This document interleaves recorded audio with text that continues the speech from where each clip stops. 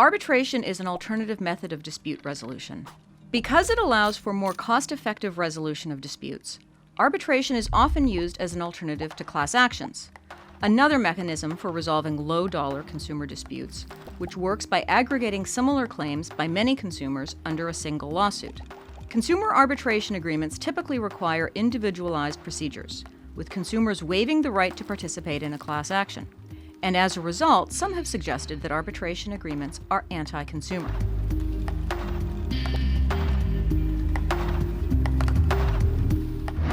Arbitration works well as a mechanism for providing relief for consumers because the stakes are so small. Because each consumer's complaint can be handled individually, a business can offer compensation without establishing a precedent for all other consumers and creating an obligation to offer a similar recovery to everyone else. But the challenge for consumer class actions, at least as a mechanism for delivery of compensation to class members, is that the stakes are so high. For low-dollar consumer complaints, proceeding with individual litigation is generally cost-prohibitive because the class action includes all consumers with similar potential claims, regardless of whether they care enough to bring a claim. The class action is meant to create a more cost-effective alternative. But the all-or-nothing stakes make procedural protections more important, which means higher litigation costs and a significantly longer timeline to resolution. Even formal arbitration is typically resolved in a matter of months. Class actions typically take 3 years to settle, litigation to final verdict even longer. The higher risk and litigation costs also mean settlement rather than final verdict is by far the most common outcome, regardless of the underlying merit of the claim. That has the effect of artificially inflating the value of low-merit claims and potentially undervaluing the meritorious claim. The advantage of the class action?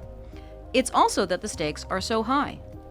Because the litigation is conducted on behalf of all consumers with similar claims, including those who don't know or care about the dispute, the aggregate dollar value of a settled class action claim will often exceed the total amount paid out when a dispute is governed by arbitration. But relatively few consumers receive the benefit. The claims rate for a typical consumer class action is negligible, often between 0.5% to 1.5%. And the recovery to the individual consumer in a class action is less than in arbitration. So where does the money go? A significant portion goes to legal fees, typically 25% of the recovery. If there's insufficient interest by class members in claiming the low-dollar recovery, the remainder of the class fund is often distributed to cypre, from the French si près que possible, as close as possible. Next best thing to compensating consumers themselves is sending money to an organization that might use the money to advance the general interests of class members. So is arbitration anti-consumer? Pro-consumer?